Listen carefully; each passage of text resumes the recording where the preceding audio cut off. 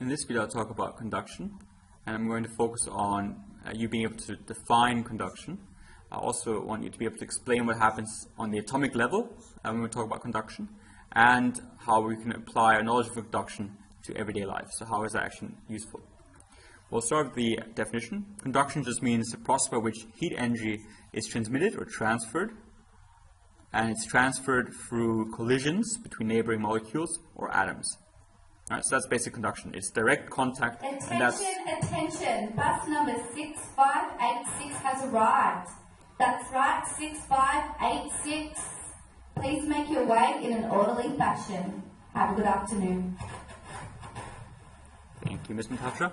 Alright, so it's collisions between neighboring molecules and atoms. Alright, so if that's, for example, your flame over here, well, that flame will have direct contact with the first, you can see these red, these are the atoms, in the first row of atoms.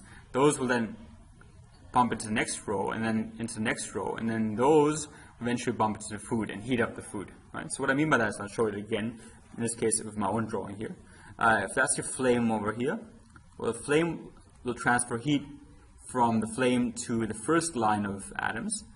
Those atoms will then move from first line and then bump into the next line and transfer its heat to the next line of atoms, and then those atoms will again be moving and bump into the food and transfer its heat via conduction to the food. And that's why frying pans work. So that's a frying pan over here, that's the pan and the handle, and the pan is made up of good conductors, a metal for example, which means we can quickly heat up because we can transfer the heat quite well from each atom by bumping one to next until it gets to food. But also made up of this plastic, which is actually something called an insulator. And the plastic will not conduct. So that means we can grab it without burning ourselves. So that's how we can apply that knowledge to everyday life. We can make things like pans, which will have an insulator that we can hold on to, and a conducting part, which means we can transfer heat quickly from the flame to the food. Right?